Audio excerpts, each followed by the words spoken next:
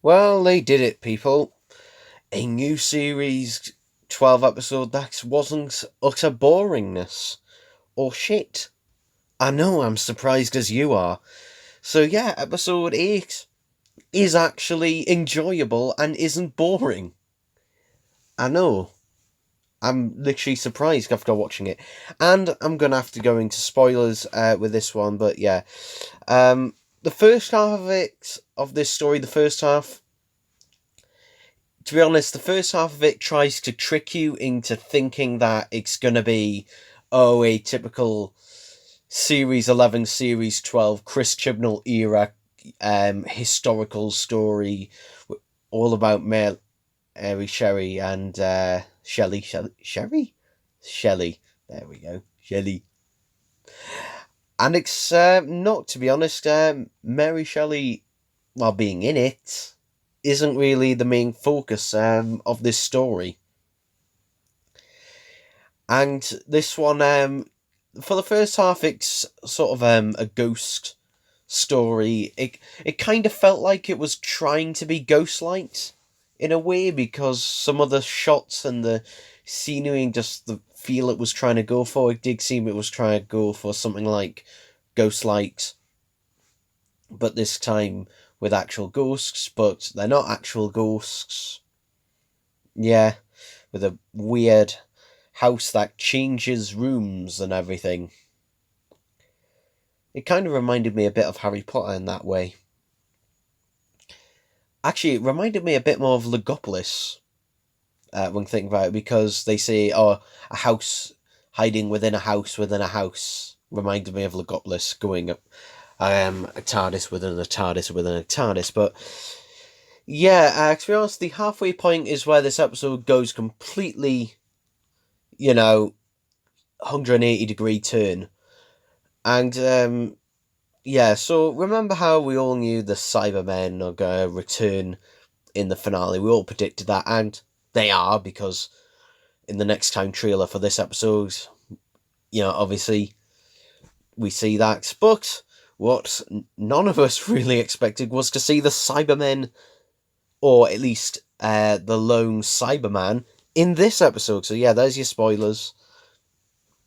To be honest, it'll probably be on various blogs and news sites. So yeah, the lone Cyberman makes his first appearance in this episode. And I do like his design. So most of him is just made up of the previous design of Cyberman. Most of the costume is that, apart from his left arm, which looks to be part of the Mondasian Cybermen, essentially.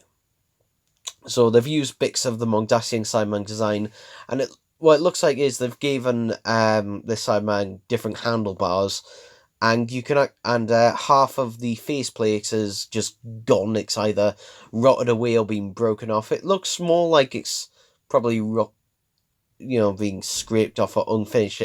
Basically, this Cyberman is unfinished because it still has its emotions. It still has some of its emotion. It doesn't have an emotional inhibitor, and you can actually see a face, a head underneath talking, and I can't remember the actor's name who plays the Cyberman, but he is actually speaking, but at the same time we've got Nick Briggs speaking the lines at the same time. So basically it creates this effect where you've got the human part, but then you've got the cybernetic part, which is something interesting. So this Cyberman, it is part, he is still mostly a Cyberman, but there's a tiny bit of humanity in there, because we see him spare a baby in this episode. So he kills basically anyone else who gets in his way, but he spares a baby. So that's something he does. And by the way, that was my phone vibrating. So don't get any naughty ideas. But yeah, to be honest, to be honest, it is. To be honest, that is when the episode really, comes into its own. And to be honest, though, parts of it do remind me of a better cyberpunk story featuring, oddly enough, Mary Shelley as a companion, which is Big Finish's The Silver Turk, written by Mark Platt. And if you haven't listened to The Silver Turk, then I highly suggest you go listen to that one. It's written by Mark Platt, the same guy who wrote Spare Parts for Big Finish, and just I prefer The Silver Turk to that one anyway.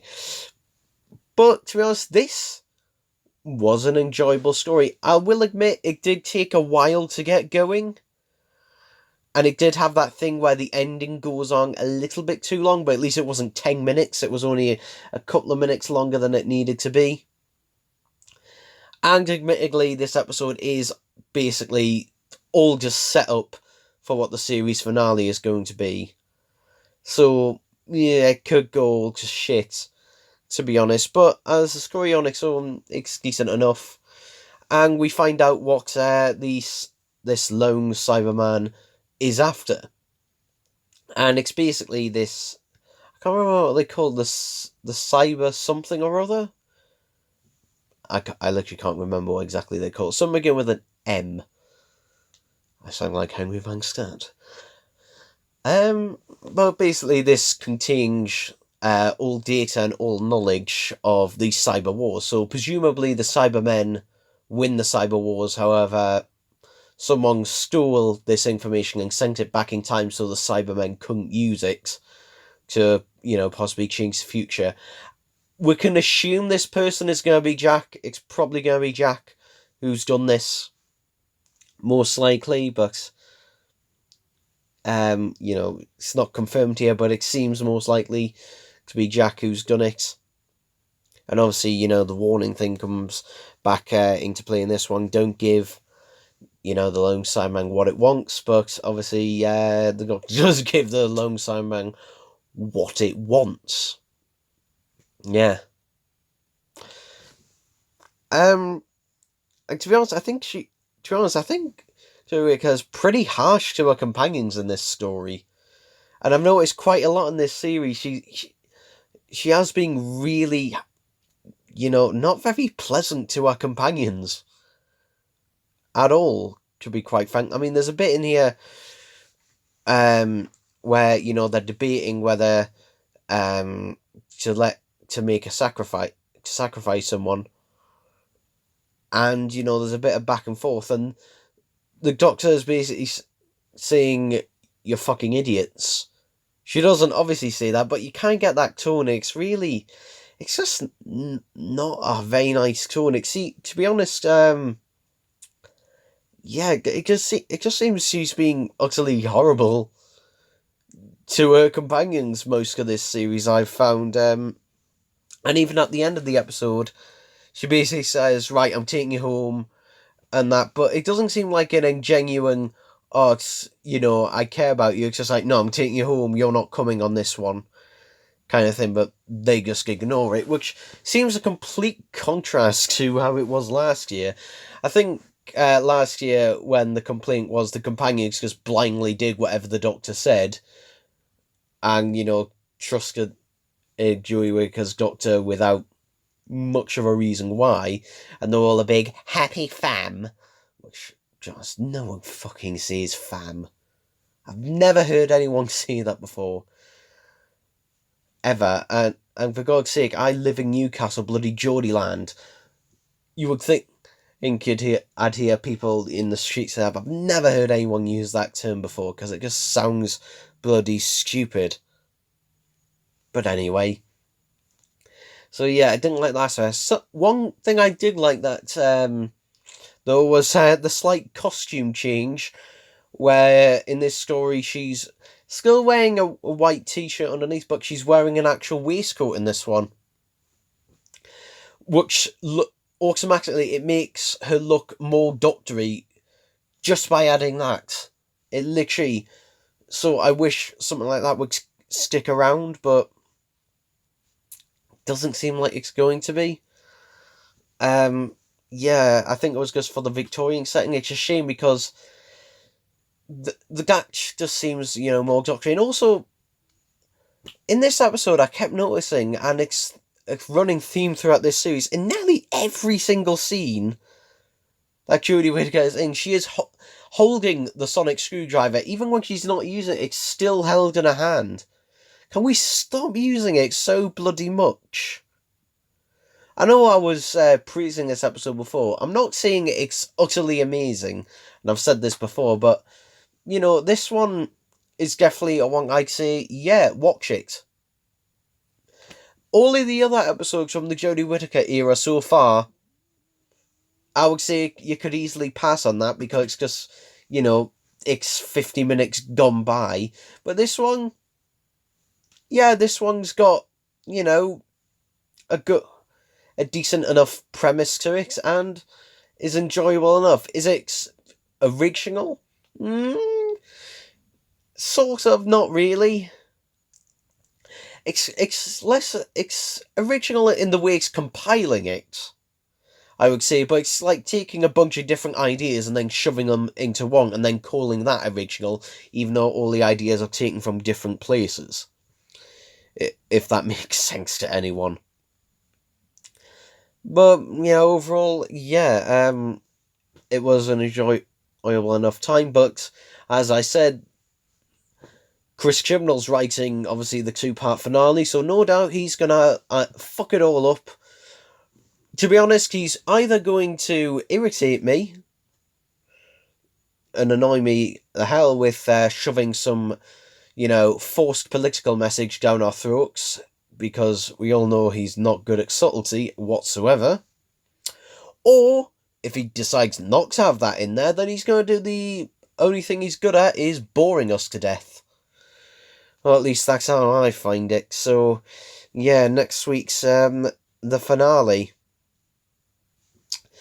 But just one note, just to see at the end, this isn't actually a do with the episode, but I was actually rewatching the Sarah Jane Adventures this week. I'm rewatching all the episodes, and it just makes me, and I've thought about this for years, and I'm just wishing one day that Big Finish will get the license to the Sarah Jane Adventures and they could do companion chronicles, and at least finish Series 5. Or even if we just got the Battle for Bannerman Road, at least, have a finale to Series 5 would be nice, is all I'm saying about that. It's something I've, wanted them to do for years, because a companion chronicle would be the best way to do it. I mean, they could do a recast, but companion chronicles would probably be the best and the safest option. And, again, I can't remember the actor's name, but the guy who plays Clive Lanner, he's Langer? Lanner. Clive Langer. There we go. He's actually been in Big Finish before in Wirren Dawn, alongside the 8th Doctor and Lucy Miller. So, he's had experience of that. So, that could be something. Also, they could release Series 3 in HD, because it was filmed in HD. They did release The Wedding of Sarah Jane Smith in HD on the special Steelbook Blu-ray. That's actually the only way to actually get it in HD. But anyway, yeah, it just makes... But the thing is, that irritates me, because that's infinitely better than, to be honest, not just Series 12, not just Series 11, but to be honest, most of New Who in general, to be honest. Even the weaker stories in the Sarah Jane Adventures are still more enjoyable than this. Well, infinitely. But anyway, that's kind of it for this one. Yeah, I gave a positive one on this one, so let's see how they're gonna fuck it up next time. And yeah, how did you do?